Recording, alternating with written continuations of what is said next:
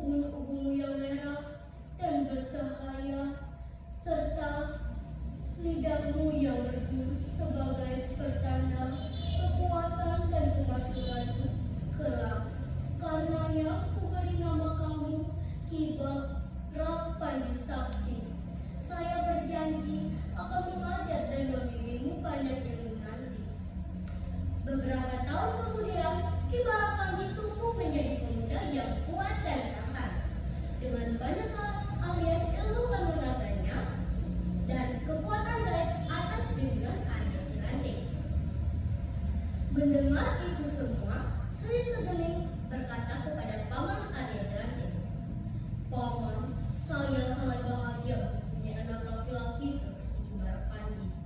Tetapi kekuatannya membuat aku khawatir. Aku tidak mau kewibawaanku pudar olehnya. Jadi, apa kamu punya ide untuk mengusir dia dari sini?" Arya Kirante berkata, "Bagaimana kalau Baginda titahkan dia untuk pulang ke desa ibunya, desa Panji di bumi dan bukit, untuk belajar dan meningkatkan ilmu kanuraganya?" Sri Segening tersenyum. Ide yang sangat bagus itu. Terima kasih, Paman, kata Sri Segening.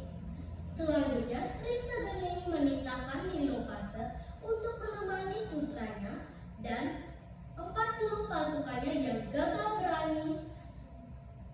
Raja menganugerahinya sebuah keris kitab semang, tombak kitundung tutur, dan bendera Pangkajatadwa kepada Ki Bara Panji. Ketiganya ada senjata sakti mandraguna milik Yang Mulia Sri Segening. Mereka akhirnya berangkat ke bumi dan bukit. 4 hari kemudian, tibalah mereka di Batu Kenyang daerah dan bukit. Mereka beristirahat dan makan berupa ketupat. Saat makan, tiba-tiba, tidak, tidak, tolong, ambilkan saya air, cepat!" teriak Ki Bara Panji. "Oh tidak, Anda benar saja, tolong carikan air." Nilopase sangat panik. "Tidak ada mata air di sekitaran sini, Nyonya," kata salah satu pengawal. "Lihat anakku, ada air menyembur dari sini. Cepat, minumlah ini." "Oh Yang Widi, terima kasih. Engkau telah memberkati putraku," kata Nilopase. Sejak saat itu, Ki Bara Panji di pusaran air itu, ia membangun sebuah pura yang bernama Pura Tirta Ketupat. Setelah selesai makan, mereka melanjutkan perjalanannya. Beberapa jam kemudian, tibalah mereka di puncak bukit mengitari Danau Buyan. Saat matahari terbenam, tiba-tiba ajaib, tubuh Ki Bara Panji diangkat oleh makhluk yang sangat tinggi dan aneh bernama Panji Landung. Lalu ia berkata, "Oh, lihatlah di sekelilingmu, Tuan. Lalu apa yang Tuan lihat?" Ki Bara Panji menjawab dengan tenang, "Saya hanya melihat bukit, pegunungan Gianyar, lautan, dan pegunungan Tengger. Tapi untuk apa saya melihat itu semua, Tuan?" "Tuan, kelak kamu akan menjadi raja yang besar, dan semua yang kamu lihat tadi akan menjadi wilayah kekuasaanmu nanti, Tuan," jawab Panji Landung. Sementara Panji Landung diangkat oleh Ki Bara Panji, Nilopase dan semua pasukannya panik mencarinya. Saat dilihat Ki Bara Panji diangkat oleh Panji Landung, Nilopase berteriak sambil menangis, Tolong Tuan, kembalikan putraku, jangan sakiti dia, tolong." "Jangan khawatir, Nyonya, saya hanya menyebutkan sesuatu kepadanya. Sekarang pergilah ke pantai Penimbangan. Di sana ada orang-orang yang membutuhkan bantuanmu, Tuan. menghilang. Ki Barak Panji melanjutkan perjalanannya ke pantai Pedimbangan. Setibanya di sana, dia melihat sebuah kapal karam di pantai di antara kerumunan orang-orang.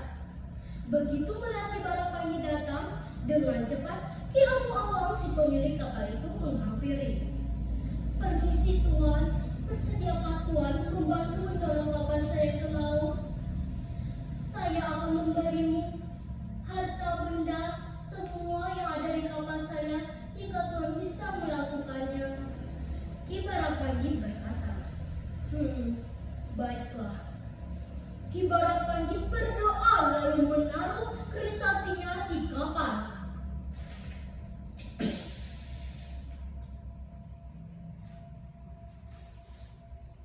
Luar biasa, kapal itu bergerak dan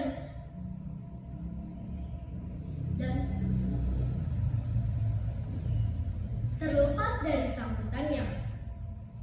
Lalu kapal itu beranjak ke tengah laut dengan selamat. Luar biasa, hore, hore, hidup Ki Barak Panji, hidup Ki Barak Panji, hidup Ki Barak Panji Sakti. Sejak saat itu, Ki Barak Panji semakin terkenal dan termasyhur namanya. Ia juga dikenal ramah tamah, sopan santun, dan murah hati. Lama-kelamaan semakin banyak orang yang mengamalkan diri kepadanya, hingga akhirnya ia digelar menjadi raja yang bergelar Ki Barak Panji Sakti. Kemudian ia memperkuat benteng kekuasaannya dengan laskar perangnya yang bernama Runa Goa, dan laskar rakyat menggempur Blambangan hingga takluk menyerah kalah. Ya, Ki Barak Panji menang. Di balik duka gugur putranya yang bernama Ki Gusti Ngurah Nyoman Danugresta, Raja selalu menghadiahkannya sebuah gajah kepada Ki Barak Panji. Ia membangun sebuah kerajaan di ladang pohon jagung gembal atau pohon buleleng di Sukasada. Pada tanggal 30 Maret 1604, kerajaan dipindahkan lebih utara dan diberi nama Singaraja. Artinya dipimpin oleh kerajaan yang gagah perkasa laksana singa. Akhirnya kota Singaraja dijadikan ibu kota Buleleng. Bagaimana ceritanya? Menarik bukan? Dari kisah ini kita bisa memetik sebuah pesan. Peribahasa mengatakan, bulu yang baik membuat burung menjadi baik. Artinya seseorang yang selalu membuat kebaikan maka akan disegani dan disayangi oleh semua orang. Jadi, ayo kita jaga dan lestarikan budaya kita. Karena bangsa yang bisa menjaga budayanya adalah bangsa yang bisa menjaga budayanya. Karena itu, kuatkan iman dan tetap teguh jalankan kebenaran di atas bumi ini. Satu hal lagi, ayo kita budayakan membaca, karena dengan membaca buku kita tahu isi dunia.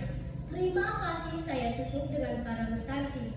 Om Santi, Santi, Santi, Om.